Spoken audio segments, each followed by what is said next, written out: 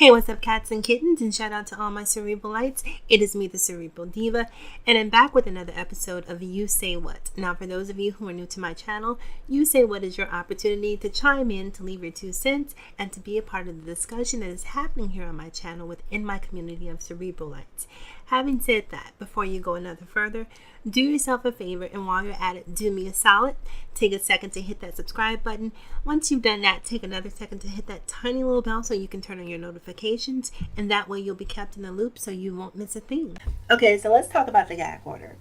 So by now, most of you should know that Madison and Khia created the show The Queen's Court. The two of them, about maybe 2 weeks ago, 3 weeks ago, somewhere in that time frame, decided to part ways after fallout from a show with Monique. And as a result of the fallout, they've both created shows independently.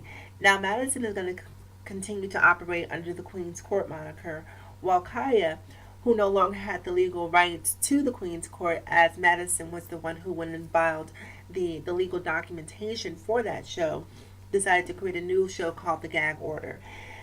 And I've watched this show for 2 weeks in a row, right?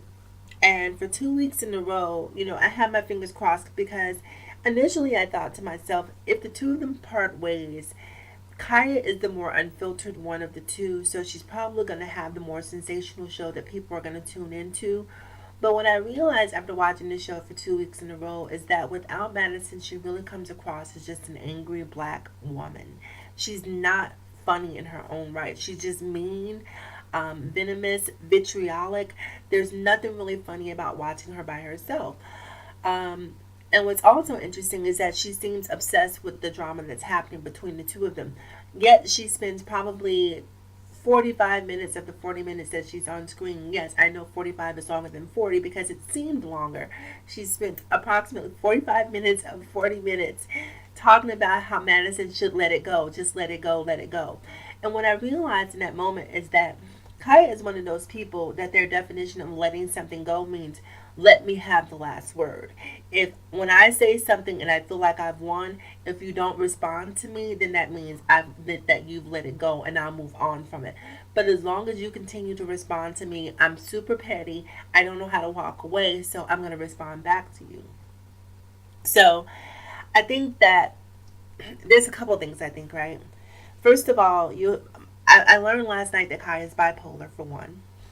Because you'll hear her in one statement, she'll say, if you haters don't want to be on my show, if you don't want to watch me, go over to Madison's channel, go over to Nikki's channel. And then 5 seconds later, you'll hear you say, haters are welcome here. I love my haters. Like, pick a struggle, pick a side. She's just too incoherent. Not only is she incoherent, like, she's sitting there frothing at the mouth like a rabid dog that needs to be put down. It's just honestly disgusting to watch. It was not funny. It was not entertaining to me.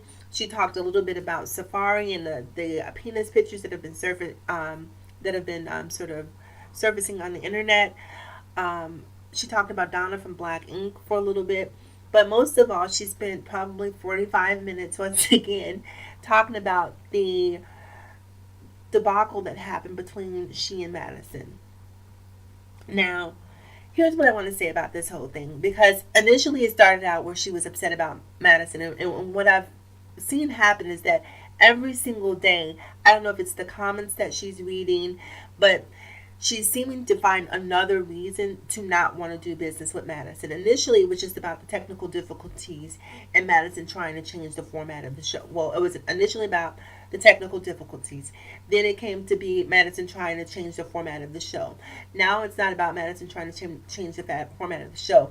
It's about Madison filing legal documents to own the rights to Queen's Court and not put her name on the show. Now, this is what I say.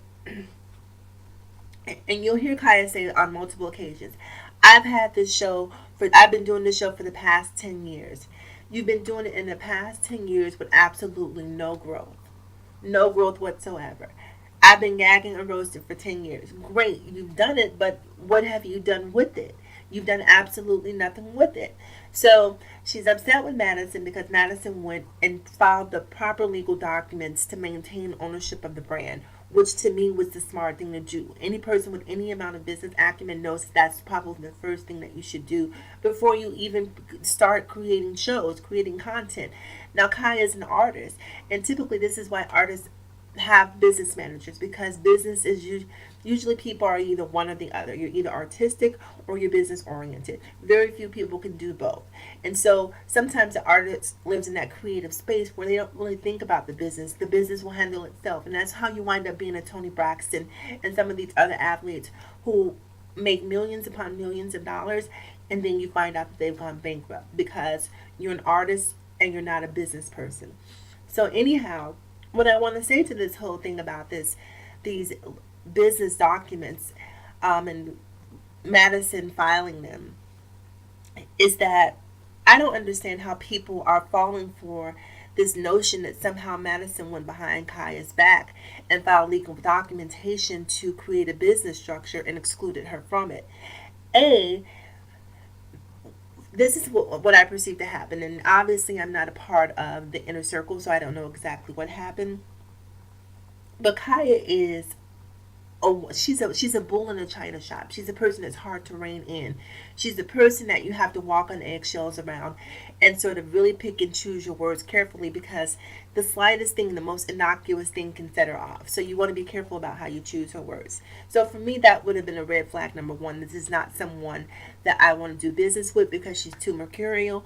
But for whatever reason, Madison thought it wise to do business with her, and this is the result. So back to my original point.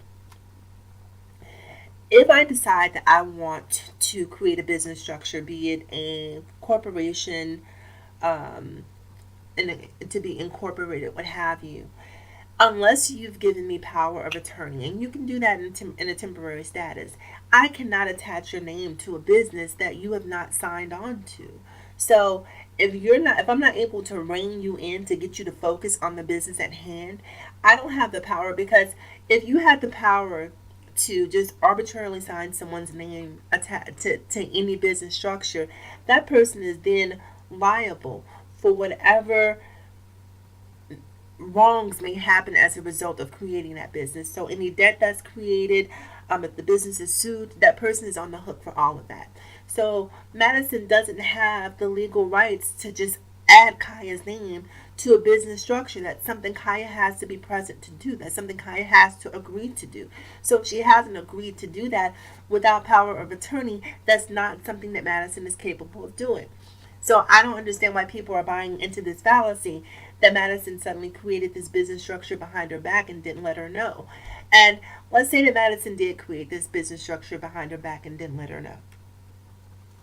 Have a conversation. The same way you're talking about Madison talking about the whole Nicki Minaj wanting to create Nicki Minaj creates the Queen's Court and keeping that behind the closed doors. You could have had a conversation with Madison about the business structure and reformatting it or adding your name to it so that you felt included.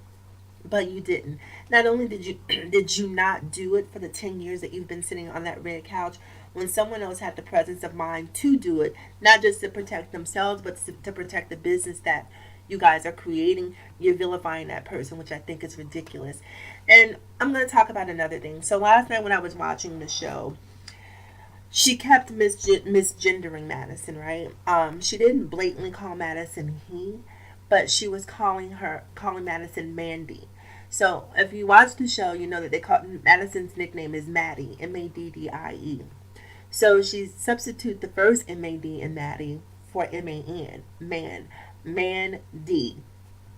So she was sort of subversive in the way that she was attacking Madison's gender. Also said something about her wearing a size 16 ring finger. Now, just a few weeks ago, you were calling this girl sis. Hey sis, sharing drinks with her. You know, now suddenly she's a porn star. She's disgusting. Her hands are nasty because she's been, pleasuring people with them. She said some pretty disgusting things about Madison last night. I was just like, wow.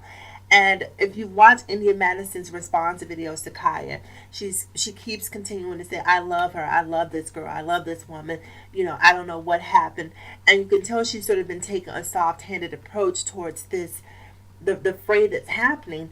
But Khia is guns blazing. And so at this point, I think Madison has two options: either to go all in and not come out, or to just let it go. Because you can't keep saying that you love someone who's treating you this way in a public forum. And now I have to give Madison some tough love too. And this is what I have to say: you can't play with snakes and then act surprised when you get bit, right? When you watch Khia and the way that because Khia says some disrespectful things about everyone.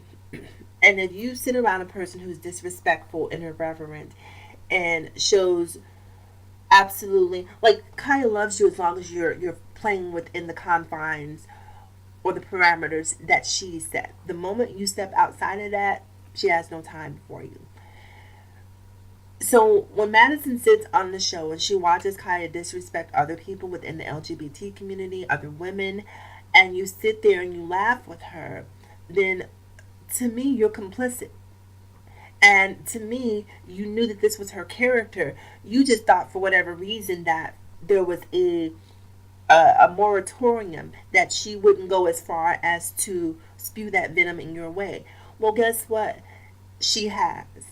And guess what? You helped create this monster. You baked that cake. And so now that the cake is baked and ready to be served, you can't play the victim, because you chose to align yourself with a person who was toxic, and everyone saw it from the very beginning. And I'm sure you saw it from the beginning too. However, instead of doing the right thing, you decided that you wanted to take this business opportunity and grow. And no one can be mad at you for that. You saw an opportunity and you weighed the pros and cons and figured that I'd rather take my chances than not. I can't be mad at that. But just like I can't be mad at that, you can't be mad at the fallout that's happening as a result of you choosing a business partner that you never should have been in business with. And part of the reason I say that is because prior to this, Madison's brand was not attached to hate. And now Khia has sort of brought hate and drama, and people are going to forever associate Madison's brand with talking about celebrities in a way that shows absolutely no respect, and they're never going to look at her the same. And I think that ultimately in this situation, while I don't think Gag-Order is going to do well unless Khia finds a place of calm to operate from, or finds another person who can bring some balance to the show, because I really think she needs Madison to soften her edges. Unless she finds that space, this show, no one's going to watch it. I know I'm certainly not watching it anymore. It's just not funny. I'll wait for maybe clips if there are excerpts and sound bites that make it on the internet because people thought that those particular moments were funny. But I can't watch that show in its entirety anymore, just because it's not a pleasant experience for me. So anyhow, you guys, that's my take on the whole Queen's Court drama. I think I've pretty much said everything I have to say about it. If you've been watching the Gag-Order, please comment below, because I want to know what you think. I want to know if I'm an anomaly in the sense that I just did not enjoy the show. And I gave it 2 weeks because I didn't want to just go in the first week. But I think that 2 weeks is enough to sort of start hitting your stride, especially for a person who says that they created the format. If you created the format, you shouldn't need a period of adjustment. You should be able to go right back into the formula that you created and create that same magic. And the reality is, the magic just wasn't about Khia. It was also about the balance that Madison brought to the show. So it'll be interesting to see when Madison's show starts to air. And I think that's coming back March 19th. And I'm going to be watching her with the same scrutiny that I'm giving to Khia, because I don't think in this case anyone gets a pass. So if Madison is not funny, if Madison's show doesn't sort of give you the spice and the bite and the grit that the Queen's Court gave previously, then she too will be canceled on my watch list. Anyhow, you guys, once again, I want to know what you think, so make sure you comment below. And that concludes this episode. So remember to like, comment, subscribe, and please share if you feel so inclined. Remember to follow me across all social media platforms: Facebook, Instagram, Snapchat, and Twitter. Also remember, it is better to be pissed off than it is to be pissed on. And it's always, in closing, people, remember to live better, love harder, and think smarter. It is me, the Cerebral Diva. I will talk to you guys again soon. Have a great day. And as always, thank you for listening.